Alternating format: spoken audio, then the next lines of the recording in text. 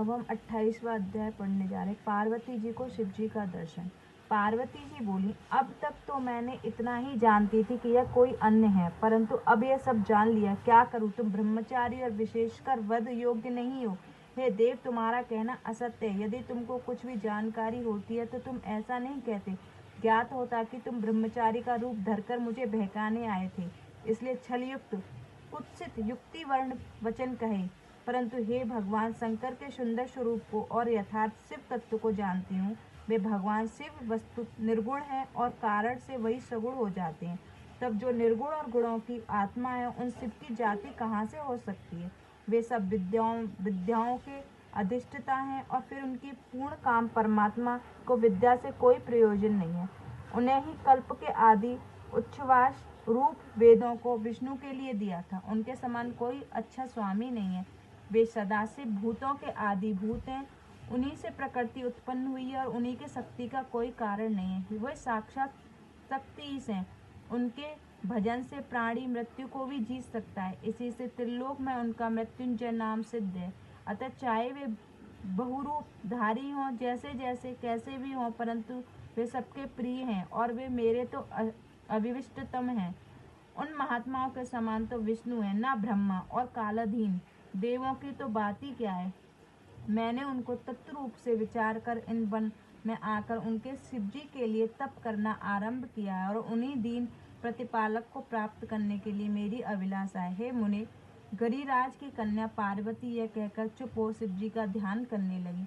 ब्राह्मण ने फिर भी कुछ न कहना चाहा। तब तक पार्वती जी ने अपनी विजय नामक सखी से कहा, हे सखी, यह दुष्धम फिर शिव जी की निंदा करेगा, अतः ऐसे यत्न पूर्वक मना करो, क्योंकि ये शिवनंदक को ही पाप नहीं लगता, वरनु सुनने वाले को ही पाप का भागी होता है। शिव निंदक को शिव का गण मार देते हैं। यदि वह ब्राह्मण होता तो उसे छोड़ देते हैं। यह भी ब्राह्मण है, इसे अवध्य है, अतः इसका त्यागना उचित है, अथवा हम ही इसे स्थान छोड़कर किसी अन्य स्थान चली जाएं, जहाँ इस मूर्ख से बोलना ना पड़े। ऐसा कहकर पार्वती ने ज्यों ही उठकर उस स्थान से गई। अन्न जानने की चरण उठाया तो ही उस ब्रह्मचारी भेषधारी साक्षात शिव ने अपने हाथ से उनको स्वयं पकड़ लिया। फिर पार्वती जिस रूप से शिव जी का ध्यान कर रही थी, उनका वैसा ही रूप धारण कर लिया और उन्होंने देखा कि अधोमुखी पार्वती से बोली, मुझे छोड़कर तुम कहाँ जाती हो? मैं तुम्हें नहीं छोड़ सकता। जो चाहती हो वो मांगो, मैं प्रसन्न हूँ। तुम्हारे लिए अधेय कुछ नहीं है। आज से तुमने अपने तप के द्वारा मुझे मोल ले लिया, अतः मैं तुम्हारा दास हूँ। मुझे तुम्हारे बिना एक क्षण भी युग के समान व्यतीत हो रहा है। मैं तुम्हारी सुंदरता पर बिक चुका हूँ।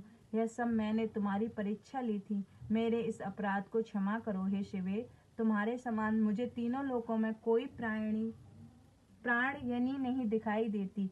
मैं सब इस प्रकार से तुम्हारे अधीन हूँ। अपना काम पूरा करो, मेरे समीप आओ, मेरी पत्नी बनो, मैं तुम्हारा वर हूँ। अब मैं शीघ्र ही तुम्हारे साथ उत्तम पर्वत पर अपने घर को जाऊंगा। यह सुन पार्वती को इतना अधिक हर्ष हुआ कि उनके तप काल का सारा कष्ट भूल गईं। इति शिव महापुराण तृतीय पार्वती खंड का 28वां अध्याय समाप्त। जय गुरु जी।